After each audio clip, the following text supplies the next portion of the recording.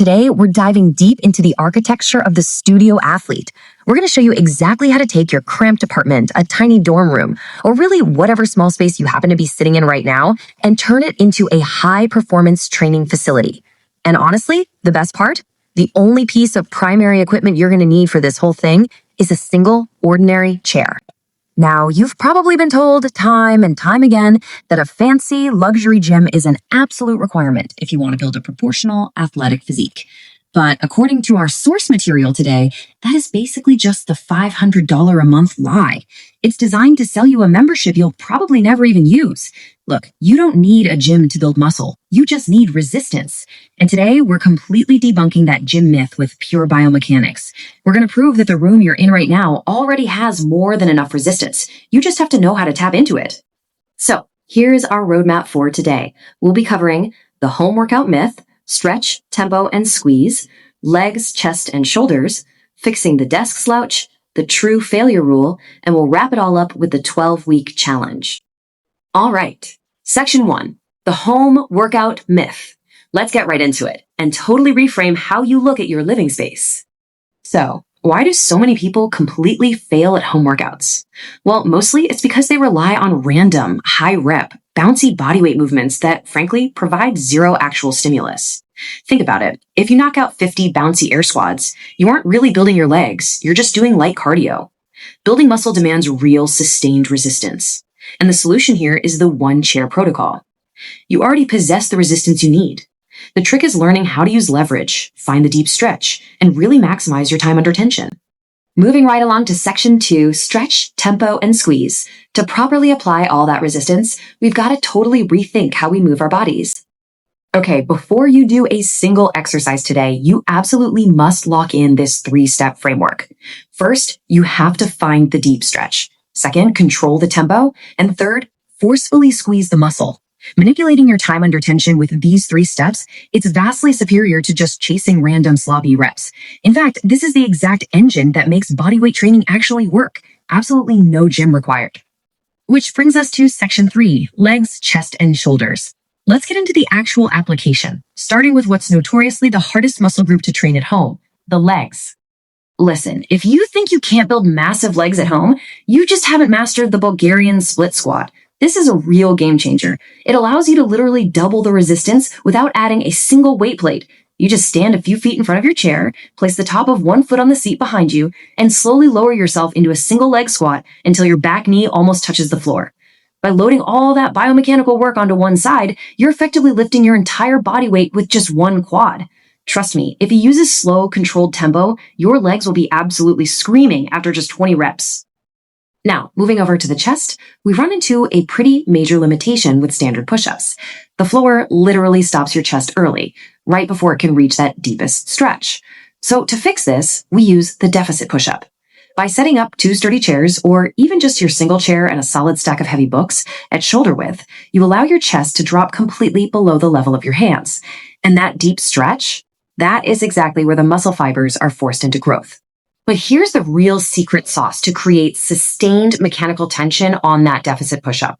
You need a highly specific tempo. 4-1-2. What does that mean? It means 4 agonizingly slow seconds on the way down, a full 1-second pause at the very bottom while you're in that deep stretch, and then 2 controlled seconds pressing back up. And absolutely no bouncing. This creates a level of muscle tension that a fast, sloppy standard push-up just cannot touch. Next up, we're focusing on the shoulders, specifically what our source refers to as the urban fix. Wide shoulders are the ultimate hack, right? They create this incredible optical illusion of a smaller waist, making a standard rectangular torso look significantly bigger in clothing. To achieve this urban fix without a rack of heavy dumbbells, we use the God mode pike push-up.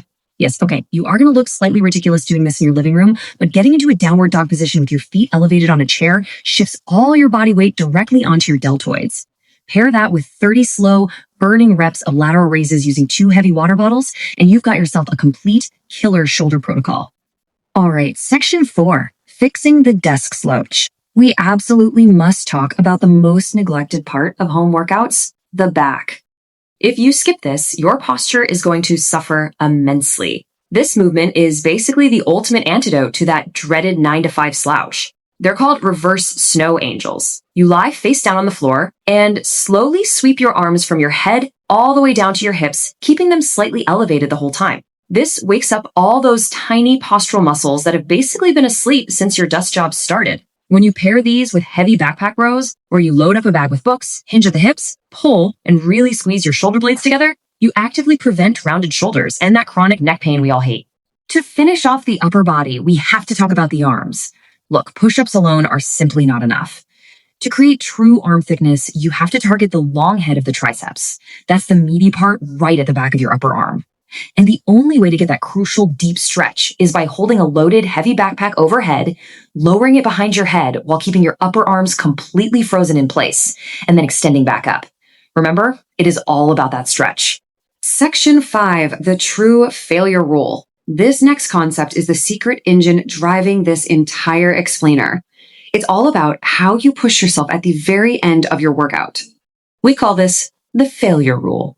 Now, while you can stop a rep or two short of your limits on your early sets, the final set of every single movement demands that you go to true physical failure. That means you keep going until you literally cannot complete another single rep with good form.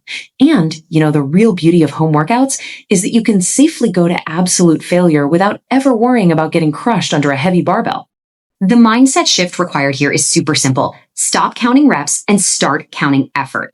Honestly, if you're doing bodyweight exercises or using a backpack, the actual number of reps doesn't even matter. Whatever number gets you to absolute failure, whether that's 15 reps or 50 reps, that is the exact correct number for your specific body on that particular day.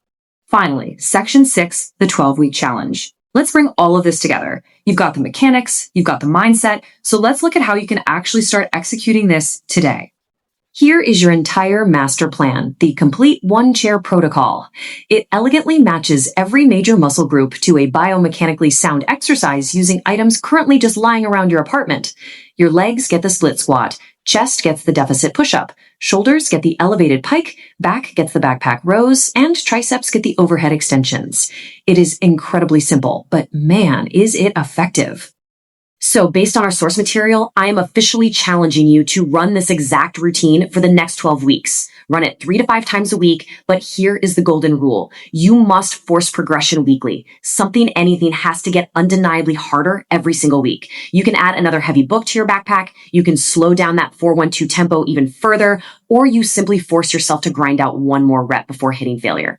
So I have to ask, are you ready to finally stop the fitness circus? You now have the absolute blueprint to completely transform your space and your physique, using nothing but biomechanics and your own sheer effort.